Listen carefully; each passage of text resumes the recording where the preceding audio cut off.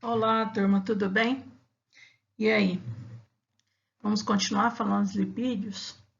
Nós vimos sobre a degradação de lipídios, né? O processo de beta-oxidação. Hoje nós vamos saber como uma célula produz esses ácidos graxos, como é produzido os triglicerídeos. Bora lá? Bem, quando é que uma célula começa a produzir o triglicérides, a gordurinha? Alguém sabe me dizer?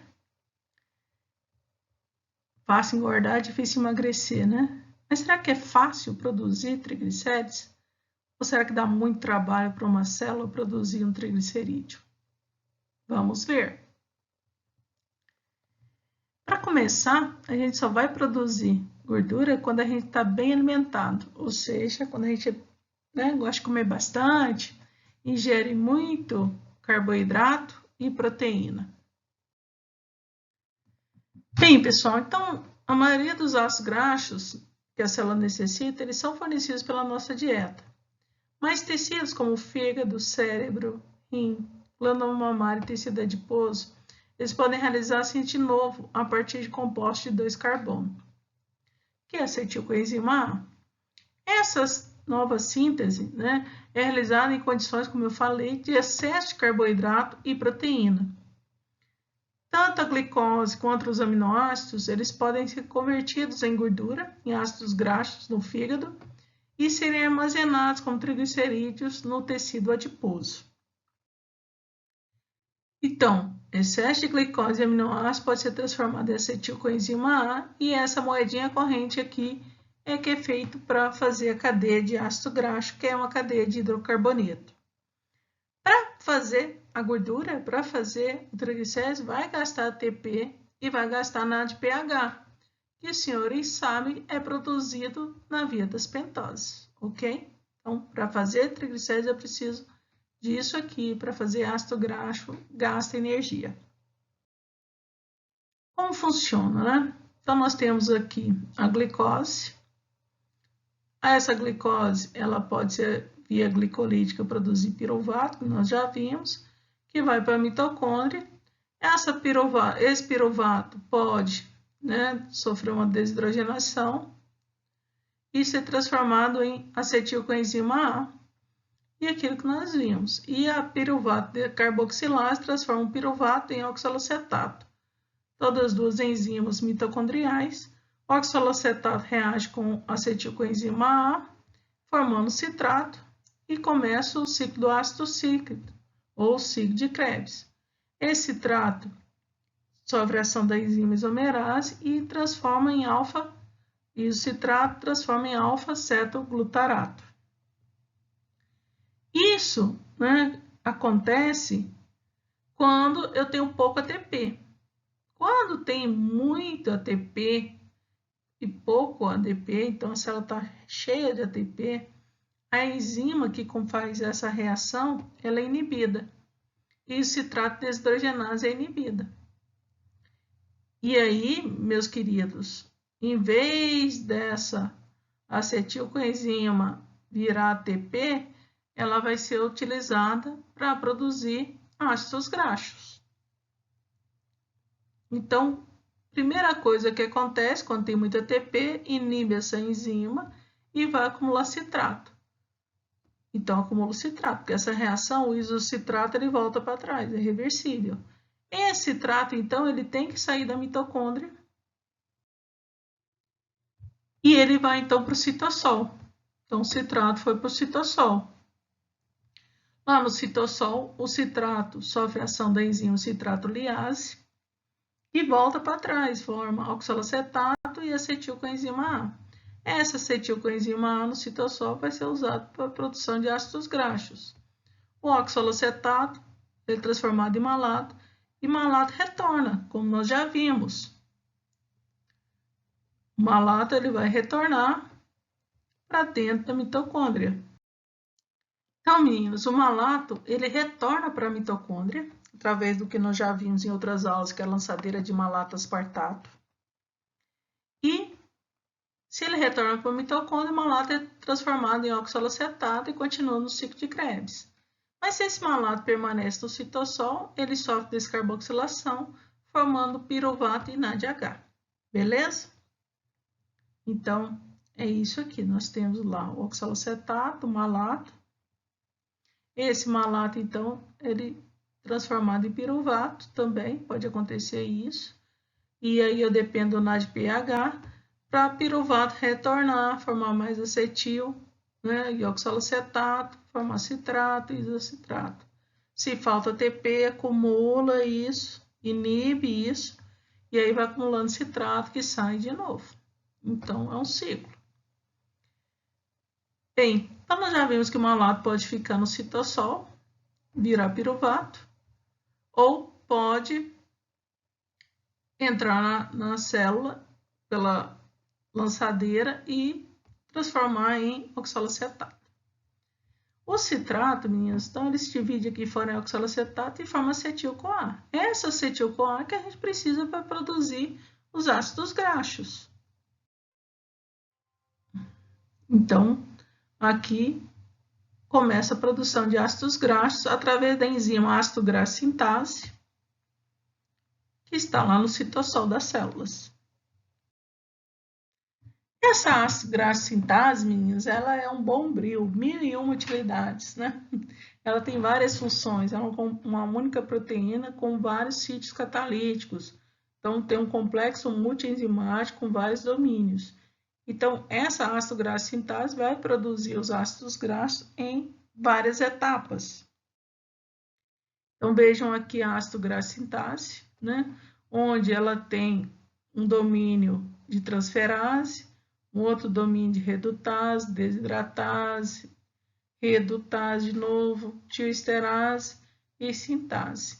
E ela tem um domínio aqui, que tem esse braço, da pantoteína, né? Que tem aqui um beta-mercapto aqui, ok? Então, essa é a proteína, né? Essa ACP aqui é a proteína carreadora do grupo acil. E tudo começa nessa região. Então, ela tem essa típico dela aqui, essa região do beta-mercapto que envolve o enxofre. Então, para ter a formação do ácido graxo, essa região, né, essa proteína transportadora do grupo acila vai começar a trabalhar e adicionada aqui acetil-CoA nessa região.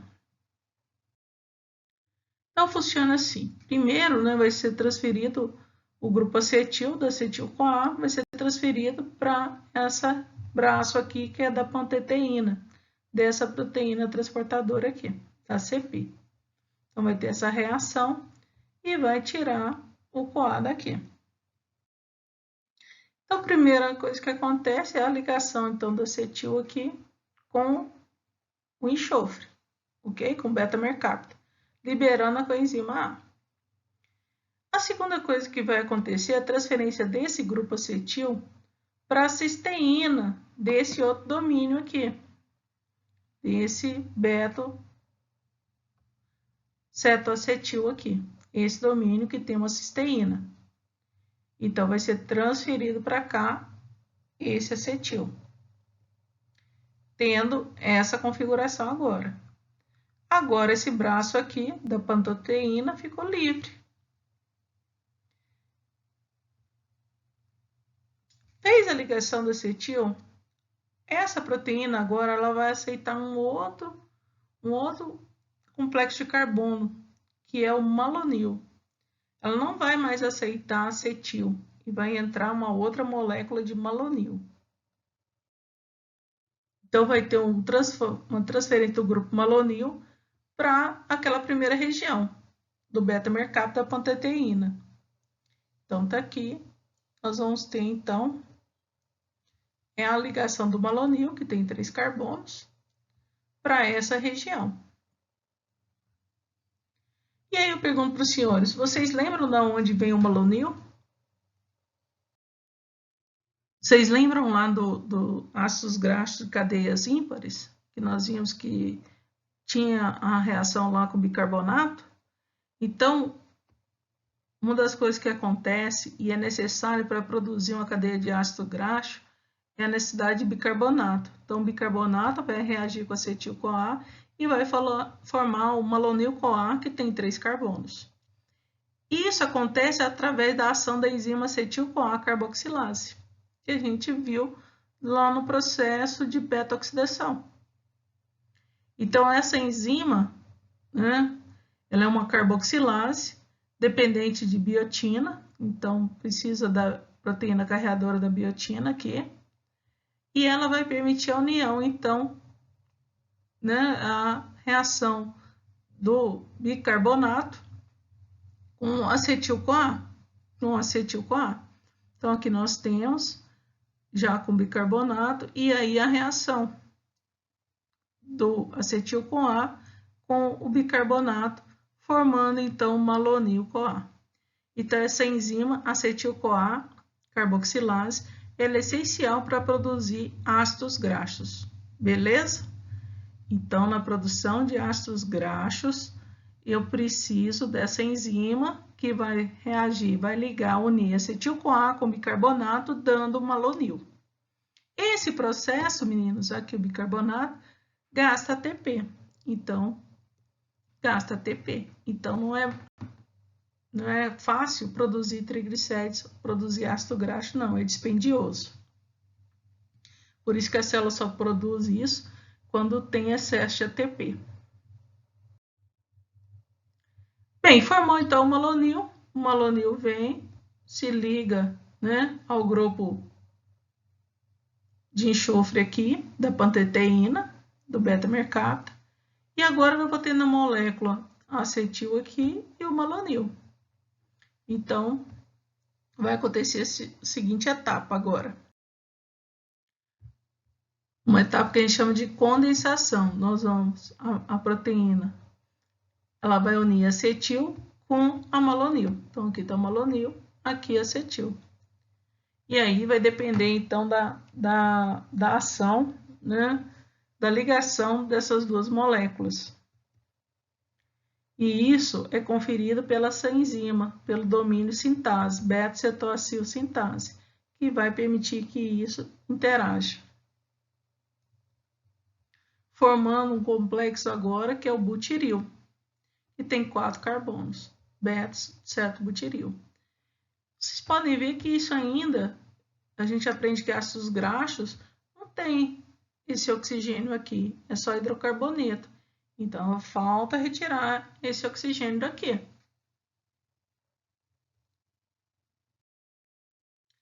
E aí, isso começa, né, esse processo de ataque a essa carbonila aqui, é um processo de redução, onde nós vamos ter o papel da NADPH, que vem lá da via das pentoses, pentose fosfato. Então, ele vai reduzir essa molécula, e aí entra a ação da enzima cetoacil redutase, ok? Redutase, onde essa enzima, então, né, atua e a gente vai ter a formação da hidroxila aqui. Formação da hidroxila.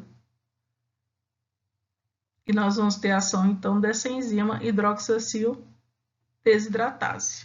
Beleza? Que vai promover a próxima etapa, que é uma de desidratação. Então, vem essa etapa de desidratação. Essa enzima, então, desidratase, retira uma molécula de água daqui. E aí, a gente forma essa estrutura denominada de trans-delta-2-butaneil.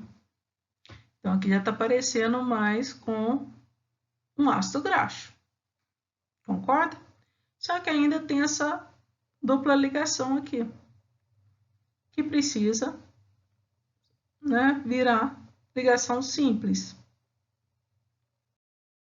E aí vem de novo o outro NADPH para reduzir isso aqui. E isso é feito, então, pela ação da eno-IOCP redutase. E a gente vai obter, então, o butiril, que parece agora, né? Começou, então, a nossa cadeia de ácido graxo aqui. Então, percebam que nós gastamos um ATP e foram necessários 2 NADPH para chegar à produção do butiril. Qual que é o próximo passo, né? A cadeia só tem 4 carbonos, então a gente precisa alongar ela, ter mais carbonos. Então, o próximo passo é liberar essa região da fosfopantoteína para que chegue um novo malato. Então, cada ciclo agora vai chegando um novo malato naquela cadeia. Então, nós estamos com 4, vai vir mais malato, e aí a cadeia vai crescendo. Então, eu vou ter que, para deixar aquele braço livre da pantoteína, eu vou ter que retirar. Então, vai ter que tirar aquele butiril para a região da beta-cetoacil. Então, nós vamos ter isso aqui. Tá lá o butiril, e ele vai ter que ser transferido para cá, para essa região da cetoacil. E aí, nós temos essa transferência. O domínio aqui ficou livre, então, da pantoteína, e ele aceita um novo malonil, começando todo o ciclo novamente. Só que agora aqui, em vez de ter acetil, nós temos um butiril com 4 carbonos. Tudo bem? Então, vem um novo malonil, ele aceita, e aí acontece a translocação do butiril, né? Já está aqui para a cisteína, e começa de novo, então, como eu mencionei anteriormente, a adição do malonil e o crescimento dessa cadeia. Certo? Então, são algumas etapas onde a gente tem que lembrar que para a produção de ácidos graxos precisa do malonil.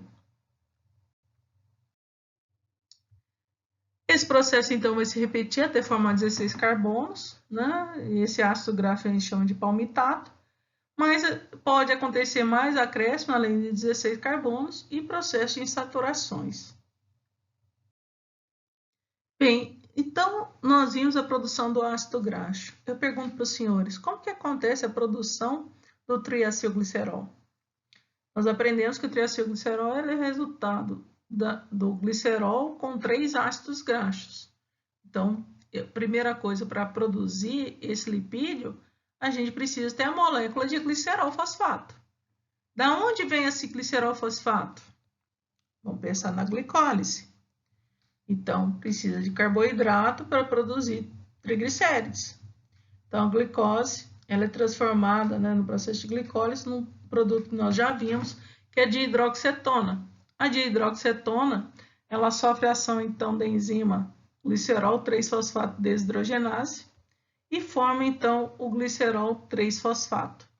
Isso acontece aonde, Luciana? No fígado e tecido adiposo, porque eles têm essa enzima, glicerol 3-fosfato desidrogenase. Ainda no fígado, esse glicerol ali presente, que vem do tecido adiposo, do processo de beta-oxidação, ele pode sofrer a ação da glicerol-quinase e produzir também glicerol 3-fosfato. Ok? Bem, formamos o glicerol, está lá no fígado, por exemplo. Esse glicerol, então, ou no tecido adiposo, ele vai se unir ao ácido graxo. Então, está aqui o glicerol e aqui está um ácido graxo. Só que aqui é o mesmo problema. Eu preciso trabalhar esse ácido graxo antes, né? Esse ácido graxo precisa ser ativado, como nós vimos no vídeo anterior. Então, eu tenho que unir ele à coenzima A, formando assim o coenzima A. Então, aqui vocês veem a coenzima A formando a coenzima A. Se esse aqui é o palmitato, então esse é o palmitoil-CoA. Beleza? Observe esse glicerol fosfato. Primeira coisa, ó, ele tem essas 2 hidroxilas que vão ser atacadas aqui, né, na reação. Então, as reações, o ácido graxo vai se ligar primeiro nessas 2 hidroxilas, depois é que vai ser no fosfato, a última cadeia de ácido graxo. Então, as 2 primeiras cadeias vão entrar aqui. Por isso que é necessário formar 2 moléculas de acilcoenzima A. Quando entra essas 2 cadeias de ácidos graxos nessas hidroxilas, a gente forma o ácido fosfatídico. Então, o ácido fosfatídico é um lipídio que tem o glicerol com 2 ácidos graxos. Ok? Então, esse acilcoenzima A reage com a hidroxila aqui. E eu preciso de duas acilcoenzima A para reagir com o glicerol fosfato, formando, como eu falei, o ácido fosfatídico. E aí, o que acontece com esse ácido fosfatídico? Ele precisa receber um outro ácido graxo para formar o triglicérides, o triglicerídeo. Só que para isso a gente precisa retirar esse fósforo. Então, esse ácido fosfatídico ele pode ser utilizado na formação do triglicérides, que vamos terminar, ou ele ainda pode ser utilizado na formação de glicerofosfolipídio, que tem 2 cadeias de ácidos graxos. Então, observem aqui essa imagem. Então, aqui a gente tem um ácido fosfatídico. Ele sofre a ação da enzima fosfatase, que retira, então, esse fósforo, formando diacilglicerol. E depois vem, aí sim, como tem hidroxila, a aciltransferase, ela consegue, então, transferir um novo ácido graxo para essa molécula, formando triacilglicerol. Beleza? Então, tem que ter a ação da enzima fosfatase. Já pode ter outro destino, como eu mencionei aqui, formação de glicerofosfolipídio. Isso acontece, então, quando esse fósforo ele ganha um grupamento polar aqui, como uma colina, um etanolamina, uma serina, e aí eu formo um glicerofosfolipídio de membrana. Ok? Então, se retira o fósforo, forma triglicérides. Se mantém o fósforo, forma um glicerofosfolipídio.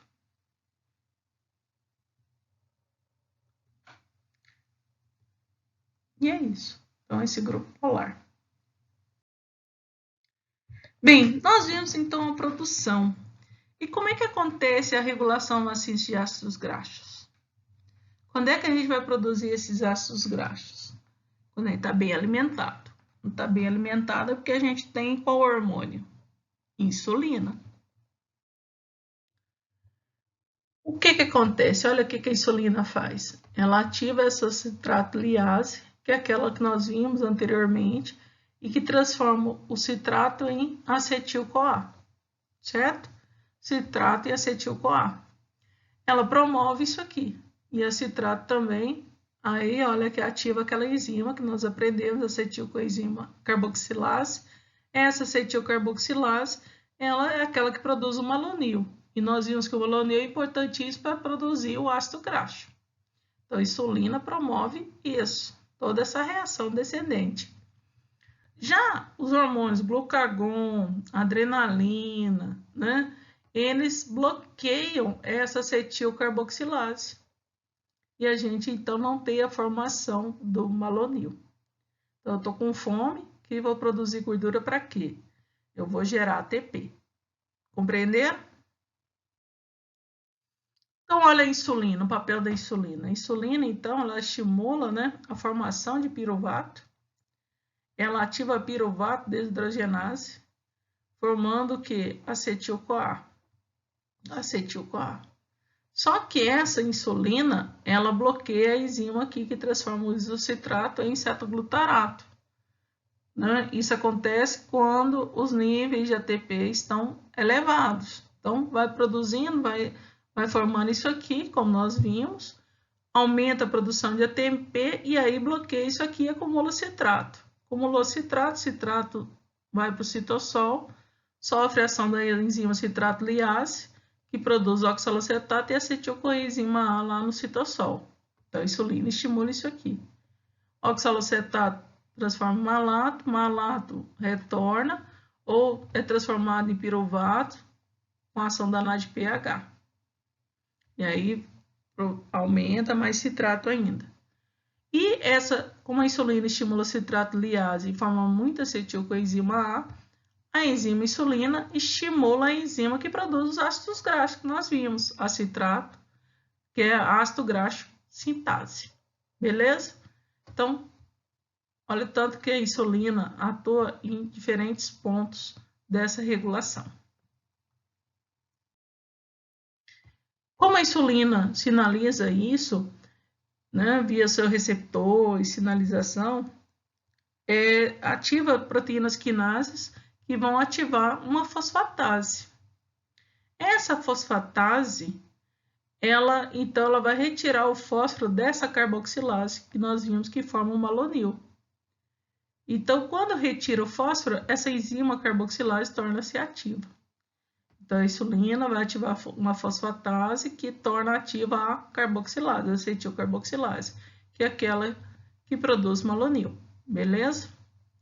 Já o glucagon e a adrenalina ativa a proteína quinase A, que vai manter fosforilado a carboxilase e ela se torna inativa.